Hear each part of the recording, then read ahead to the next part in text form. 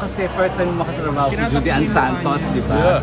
And alam ko nung bata ka, isa si Judy Ann sa mga hinahangaan mo. Yes. So when you first learned na makakasama mo si Judy sa Bagman, what did you feel? Every hair on my body standing. Sabi ko, oh my God, parang like 360 yung aking karera, no? Because ever since I started, one of the reasons why I kept saying this, Esperanza Days kasi with Mommy, but that's the script I used to, what do you call this? Kopya. So, ba't kinokopya? Pambabae yung script na yan. But then I understood it kasi it was drama. And mimicking and copying siguro back in the days, no? They didn't know it became an influence to me. And then later on, nandito nga ako. And then, parang after how many years, no, coming from that beginning, and then starting in showbiz, and then bigla na lang makakatrabaho din pala siya yung mga big project. So when I found out, to be honest, goosebumps, everything else, mixed emotions, I was happy, close to crying.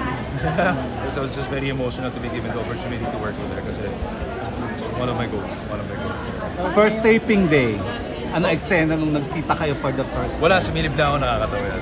Nasilip pa lang naman sa first day, but definitely we had crazy scenes together kasi I'm not to tell you the scenes kasi nga baka masira yung story. It's for you to watch. But when nag-cross naman kami, we had some scenes to play with, throw lines with. It's amazing. Of course. For me, it's amazing. I very much appreciate her professionalism, the way she is. Go ahead, was always that ever since I've known her. And yun, again, it's such an opportunity and this is my dream to be able to work with it. Jo, what do you mean kinokopya? Yung script, ina-acting mo, yung laman ng script, kinokopya, gano'n? Ano po kinokopya, sir? Sabi mo kanina kinokopya mo yung script ng Esperanza. Opo. Nalito lang ako doon, sorry. Yeah, parang nung bata po ako kasi diba may script si Mami, so drama nakikita namin sa taping. Pag-uwi, gagayahin ko. And then those added to guys' lines. So yun po yung nag-start. So that was me being influenced as a kid. And then growing up hanggang sa so on and so forth. Yeah. Ano yung memorable scene nyo together, ni JUDY?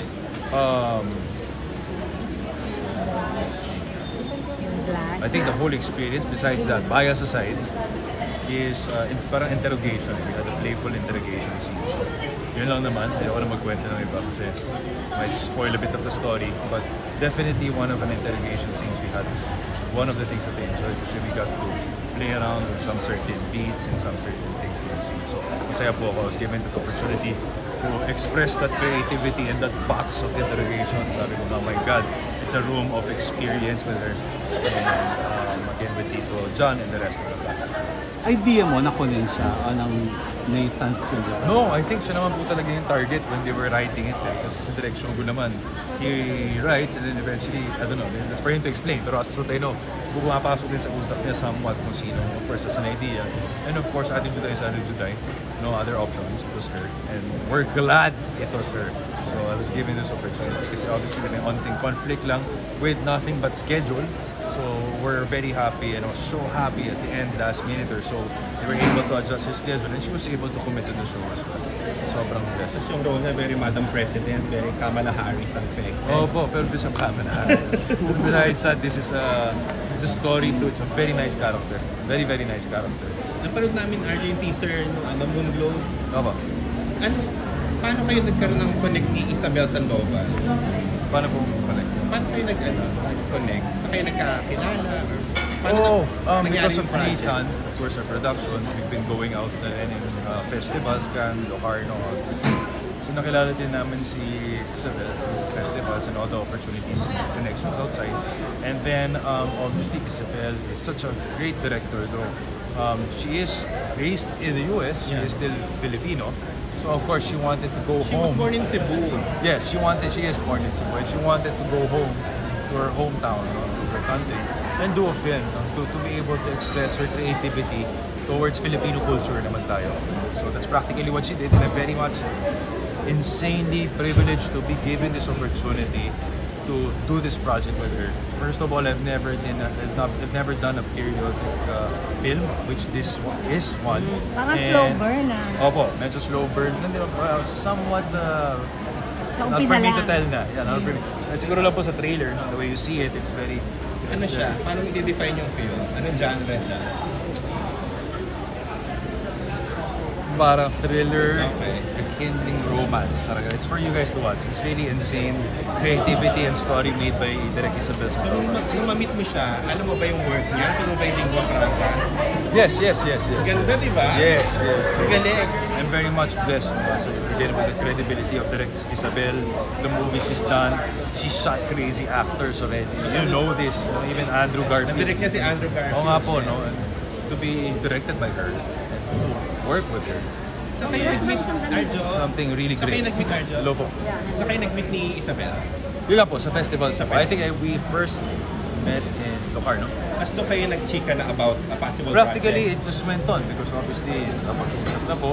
And again, the Filipino scene is trying to get back, at least top in Asia, to where we belong back in the FPJ Eddie Garcia days. No? Asia, we were somewhere in 10, top 5. No? And we're hoping to get there as a whole country as well. That's why I said, kanina, getting back to the awareness. This is for ABS because that was the goal. For unselfish reasons, we're doing all of this international scenes. You shot it here? Yung globe? Opo. Pero different locations, insane cinematography po. And I'm very blessed to be given the opportunity. Saan siya ipapalabas? Last time. Wala pa po. But 2025, definitely. They're on editing right now until 2025. Arjo, gaano ka hands-on sa Nathan pagka project mo ang involved? Well, Nathan po, mas hands-on na sila Ria kasi masyado na madami ginagawa. But Hindi, definitely... pero pag ikaw mismo yung bida, ikaw yung sa definitely, material. Sila po. Yung sa material po, sa mismong project, yung material po, like I said, I always trust ABS dito. Hindi naman po kasi ako, I've always worked with whatever project. Sabi ko, as long as the character makes sense, may laman, I'm happy. I can be whatever character you want under the sun. And I'll try my best to pursue that certain. That's the challenge. It's a challenge that we look for as actors. So definitely yun. But picking the project, I just trust the process. That's the word. I trust the process of the management. Tita Cory, Sir Carlo, Direk Joel, ABS-CBN International, from sila AJ, Ate Tanya, all the other people who have been guiding me all throughout. More than picking, schedule na lang po yung problema ko ngayon. So definitely I have priorities and that's what keeps me busy. But obviously, pag kaya po ng schedule, then if they have something to present, and I just jump in right away. And I'll never say no because obviously, this is one of my worlds. Ang tanong ko lang, paano ka nagkahilig sa politika yung mga parents mo naman natin paano? Hindi po, we have relatives as well. Mas Tito Ralph Recto, we have my dad's brother who was in Isabela also. Well, not much, no? But more than that, it's one thing that we've been doing, maybe that's close to public service, which is obviously the foundations that we've put up that we've been having for years. No? And na-trigger na rin po yan ng pandemic because rather than staying home, hindi naman sa magaling.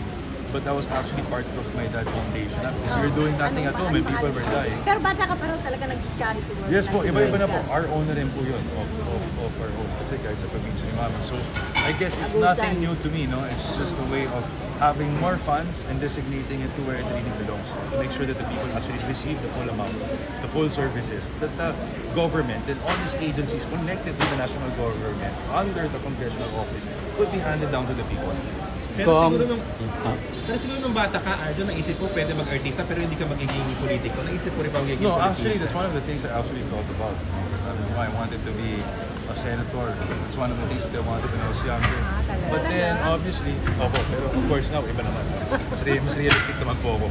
You know po ako, ambitious. I'm ambitious up to a certain level of realism. Until here, I can help her now. I have much to improve. I have much to learn.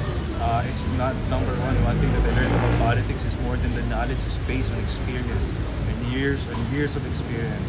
So definitely, I'm keeping my focus, and I've been working hand in hand with the best people.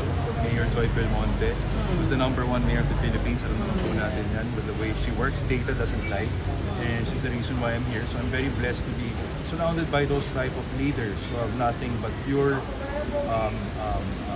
ambition to make the city better for the people. How about Armin? Hindi mo pa siya pinipigilan na kailangan talagang gusto niya pa rin si Jody? Saan po? Si Maine po? Opo, of course. If she wants to work, she can work. No problem naman. Walang bawal, walang Opo, but of course, if she wants to stop also, she's very welcome to stop. No problem naman. For me lang is what she wants to do. Kasi sinimulan niya naman yan without me. So if she wants to continue, she continues. If she doesn't want, then she can also stop. But definitely, she won't stop. Masaya naman siya sa ginagawa niya. Kailan ka magiging daddy Arjo? Obviously, that's one of my dreams. But for now, I'll leave it between us. But definitely, it's something that we talk about. That's one thing I have to say. It's something we talk about, but we don't wanna disclose na plans and when or what. Walang pressure kung kailan. Opo, practically, obviously, she's also busy. I'm also hitting elections. Ayoko naman po mga anak siya during elections din. And a lot of things to consider besides that. So, yun lang po. But definitely looking forward din po. Kasi di ba, anong naging reaction nyo recently? May mga umikot na hiwalay na daw kayo. Yeah, ano nga yun po, sinasabi ko nga to Romel, mga patunsado lang yun na namumulitika. Mga bashers, mga undying bashers na hindi ko alam kung anong ginawa ko sa May anak ka na daw. May mga Hindi po bashers ka pa rin? wala po ako anak. Wala po kami anak ng main. But, let's say, well, patunsado lang. I don't really bother anymore. I have a responsibility to serve the people. I'd rather go to work the next day not thinking about all these other things that don't matter and have nothing to do with realistic. Kasi as long as I know I'm with my wife, I go home to my wife, I wake up beside my wife. What's the problem? But I don't think we're fighting. I mean, petty fights, part din naman po ng relasyon yan, but nothing big. We haven't fought, I should say. But yeah, all those chismes po, of course, it gets to us. Ay, nag-break na daw kayo. She's busy. But again, I think it's just a political hit where kasi malapit na rin po eleksyon so wala silang matapon. Dati sa showbiz lang galing yung ganyan. We haven't had issues here of any stealing, of any issues under the office of the congressman, our office here. So I'm very blessed with the people. So wala po sila fair, wala silang bato. Siguro they're trying to find ways and to, of course, putting a bit of dirt in the name. Joe, kanina, among the roles you're playing in real life, husband yung number one, di ba? Opo. Pwede bang pasilip ng konti what kind of a husband si Arjo? Ikaw ba yung tipong uuwi, may pasalubong? Hindi naman po. Normally, of course, as much as possible, like tonight, it's a bit late. We had work to do. Hindi makapag-dinner. For me, I start my day early, so I also could end early. Para at least, kung kaya kong habulin ang dinner, makasama siya, either late dinner or early dinner, at least makasama ko siya as much as I can. So that at least all my day, I can spend in the district and Congress, and the rest of the night, spend with my wife. Ilang kids ko tayo dito? Wala pong plano yun. Boy or girl? Definite. Basta healthy po. Boy or girl, any, kahit ano po. And definitely a bit of a number kasi malaki din po yung family. So we're also wishing not to disclose, but a handful, hopefully. Sorry. Handful. Hopefully. Basketball team. Hindi naman. Football. So dami pala. Ilan ba pag-football? Depende ata eh. Okay na po tayo? Yes, Okay, last okay na na ako. ako. Opo. How do you feel, Joe? Bilang part ka ng Congress ngayon, di ba? How do you feel sa nagaganap na yung issue sa Congress, may mga budget hearing na malala? Yeah. Definitely there are people assigned in such committees. That's why their quad committee exists. People have responsibilities to pursue on behalf of the whole of the Congress. Of course, led by Kong Stella Kimbo, who's been very nothing but the sport, absorbing all these things that have been happening in Congress as well.